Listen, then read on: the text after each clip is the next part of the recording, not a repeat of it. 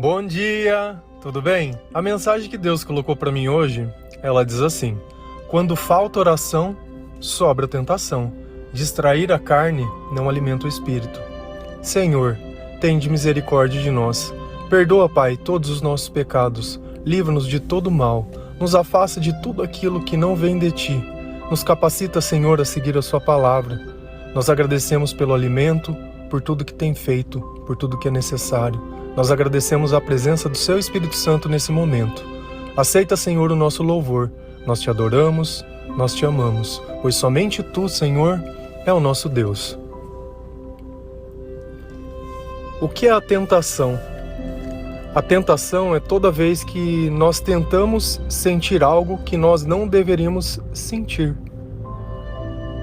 De repente você está aí pensando em coisas que você sabe que são erradas, coisas que você sabe que poderiam trazer consequências negativas para a sua vida, mas isso de alguma forma se torna atrativo.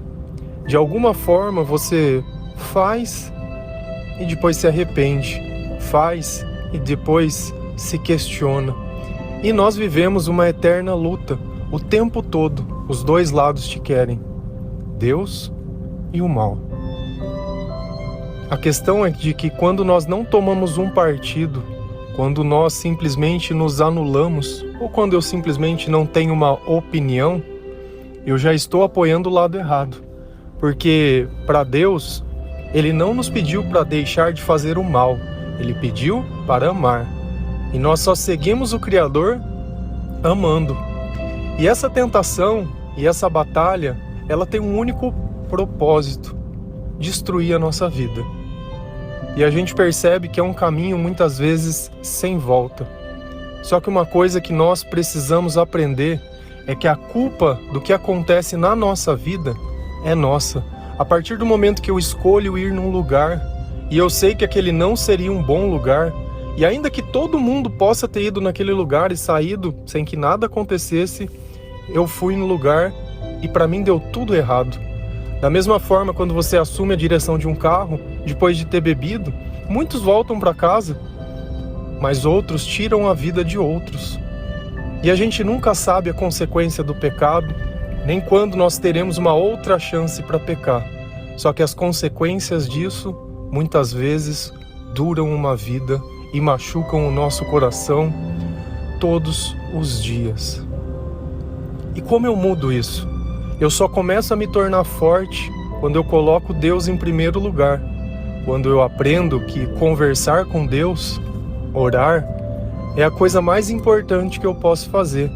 Que a partir do instante que eu faço isso, eu estou tomando um lado. Diabo, aqui não, porque eu sou luz. Esse corpo está consagrado ao Senhor. Ainda que muitas vezes você me engane, eu sei em quem ter crido. Eu sei em quem eu tenho acreditado. Na minha vida, não. Na minha vida você não toca mais. Na minha vida você não governa mais. Eu cansei de morrer todos os dias e eu quero viver. Eu quero viver por amor. Eu quero viver por aquele que morreu pelos meus pecados para que eu pudesse ser livre. Porém, muitas vezes, quando nós não conhecemos o Criador da forma certa, nós vivemos procurando como distrair a nossa carne. Porque muitas vezes dentro do meu coração existe um vazio, existe uma tristeza, existe uma parte de mim que ela não é completa de nenhum jeito, existe um trauma, existem pessoas. Quando a gente cresce dentro de uma família onde tem muitas pessoas e a gente nota um comportamento diferente com outras pessoas de nós, muitas vezes aquilo causa frustração. Aquilo causa desconfiança, descontentamento. E nem sempre nós temos sabedoria para entender que geralmente as pessoas mais fracas serão sempre mais cuidadas do que as pessoas mais fortes. Lá em Mateus 26, versículo 41, a palavra do Senhor diz assim: vigiem e orem para que não caiam em tentação. O espírito está pronto, mas a carne é fraca. E o que é a carne? A carne somos nós. Toda vez que você estiver sem Deus, você é simplesmente carne.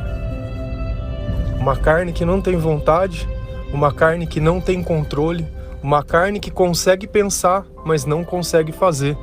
E esse é o motivo que tantas vezes nós planejamos um regime, ou dizemos, eu quero estudar mais, eu quero me preparar mais, eu quero caminhar, eu quero fazer algo para mim, mas no fim o que eu faço? Faço nada. Sento num sofá, quando eu penso em emagrecer eu engordo mais. Por quê? Porque a ansiedade me corrói e eu não tenho controle algum. E aí a gente percebe que sem o Espírito na nossa vida não existe força. Eu não consigo. Muitas vezes aquele sentimento de dor, de culpa, de arrependimento, o questionamento, eles começam a comer a nossa cabeça. E isso fica tão insuportável que às vezes é muito mais fácil nós pegarmos algo para nos machucarmos do que ficar pensando naquilo.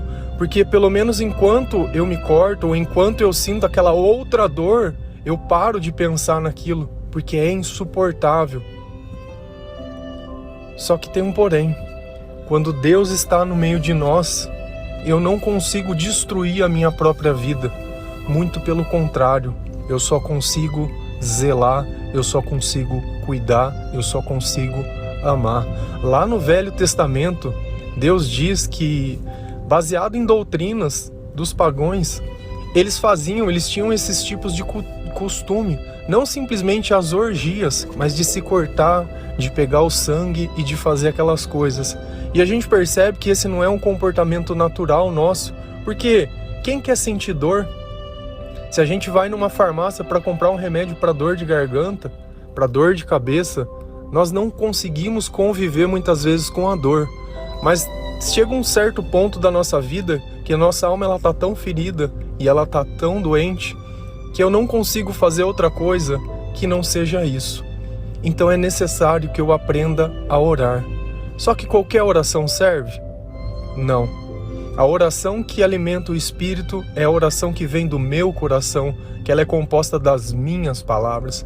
Quando Jesus ele ensinou o Pai Nosso, ele nos deu um molde, mas não disse façam e falem apenas isso, mas pensem nisso, orem dessa forma, pensem dessa forma. E quando a gente pensa nessa batalha do bem e do mal, da carne e do Espírito, lá em Romanos 7, versículo 18 e 19, a palavra diz assim: sei que nada de bom habita em mim, isto é, em minha carne, porque tenho o desejo de fazer o que é bom, mas não consigo realizá-lo. Pois o que faço não é o bem que desejo, mas o mal que não quero fazer, esse eu continuo fazendo. Fala pra mim se parece que não é a descrição de um viciado. Alguém que sabe que a droga é ruim, sabe que a bebida é ruim, sabe que aquilo está destruindo a vida dele, ele tem plena convicção, ele tem o desejo de fazer diferente, mas no fim, o pecado sempre é mais forte. Porque a única coisa que pode vencer as trevas é a luz. E às vezes eu olho aquela pessoa e falo, ele não tem força de vontade. Não é uma questão de força de vontade. Se fosse simplesmente força de vontade, para que a gente precisava de Deus? Se é um simples ato de eu me condicionar, de eu simplesmente ficar mentalizando, diga não, diga não, diga não, por hoje não, por hoje não, por hoje não. Não é uma filosofia. Nós estamos falando de uma vida. Nós estamos falando de uma pessoa. Nós estamos falando de um filho de Deus, que muitas vezes não aprendeu da forma certa, porque nós não nascemos a aprender uma forma certa. Nós sempre aprendemos pela dor, nós sempre aprendemos pelo erro. Só que nem sempre eu tenho as palavras certas. Quando Jesus questionou seus discípulos, olha, tá todo mundo me perseguindo, vocês vão ficar comigo? Pedro olhou para ele e disse, Senhor, onde nós encontraremos palavra de vida eterna? E é realmente isso, não existe outro lugar, além de Jesus, que nós possamos encontrar essa sabedoria, que nós podemos alimentar esse espírito. E não é à toa que ele diz para a gente vigiar e orar. E o que é vigiar? É observar onde eu tenho bons caminhos. Se eu sei que num lugar não vai pessoas que acreditam em Deus, o que de bom eu posso encontrar nesse lugar? Se nem no lugar que as pessoas acreditam eu posso encontrar algo bom? E se a gente continua esse versículo, lá em Romanos 7, 22 e 23, A palavra continua dizendo assim: no íntimo do meu ser, tenho prazer na lei de Deus, mas vejo outra lei atuando nos membros do meu corpo, guerreando contra a lei da minha mente, tornando-me prisioneiro da lei do pecado que atua em meus membros. Percebe que dentro de nós, a palavra de Deus, a vontade de servir, a vontade de amar, ela é muito grande. Mas quando eu olho na minha mente, na minha carne e no meu corpo, eu percebo que tem uma outra coisa que me aprisiona. E isso que me aprisiona não permite que eu seja livre. Por isso que Cristo diz: aquele que quiser me seguir, negue a si mesmo. Tome a sua cruz e me siga. Qual é a sua cruz hoje? O que é aquilo que parece que é impossível você negar? Se você começar a caminhar para outra direção, talvez você chegue em outro lugar. Mas enquanto andar pelos mesmos caminhos, enquanto procurar os mesmos passos, enquanto usar as mesmas desculpas, você vai continuar tendo o mesmo comportamento. Se você quiser atingir um objetivo, começa a caminhar. A questão toda não é se você está pronto, porque a gente nunca está pronto. Nunca tudo vai estar do jeito que a gente quer. Nunca vai existir o momento certo. O momento certo é aquele que você começa a caminhar. O momento certo é aquele que você deixa de se entregar. O momento certo é aquele que você deixa de procrastinar. Esse é o momento. E Deus, ele faz um convite todos os dias. Todos os dias que nós acordamos, é para louvar o Senhor, é para adorar o Senhor, é para que nós possamos encontrar sentido na nossa vida, é para que nós possamos viver o nosso propósito. Sonho que a gente sonha só, não é nem um sonho. Agora, quando a gente obedece aquilo que Deus ensina, nós sonhamos o sonho de Deus. Seria burrice ou estupidez falar que eu tenho um sonho. Eu não tenho um sonho. Deus tem um sonho para mim. Deus tem um propósito para mim. Porque eu sei que na minha carne não habito bem. Então, a partir do instante que a pessoa que não habita o bem faz planos, são todos frustrados. São planos de egoísmo, são planos totalmente ruins. Não são bons planos. Por isso que muitas vezes nós cometemos injustiças. E muitas vezes nós somos injustiçados. Por isso que muitas vezes nós perdemos o controle. Quando falta sabedoria, sobram as palavras rudes. Será que já não deu tempo de chorar? Será que já não deu tempo de reclamar? Será que já não deu tempo de questionar? Fez isso por tanto tempo e o que resolveu? Eu tenho que fazer coisas que vão mudar a minha vida, que vão transformar.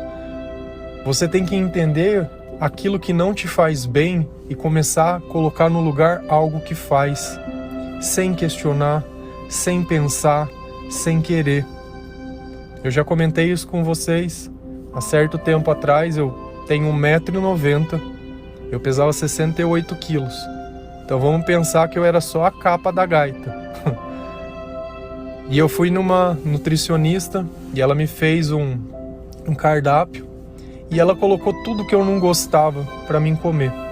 E eu olhei aquele cardápio, falei: Senhor, mas que... Falei para ela, olha, eu não gosto dessas coisas que você colocou. Ela falou assim: Gabriel, mastiga e engole. Porque se você continuar comendo o que você gosta, é o teu peso, é o teu corpo, é a tua vida. Você quer a minha ajuda? Mastiga e engole que eu vou te dar o resultado que você quer.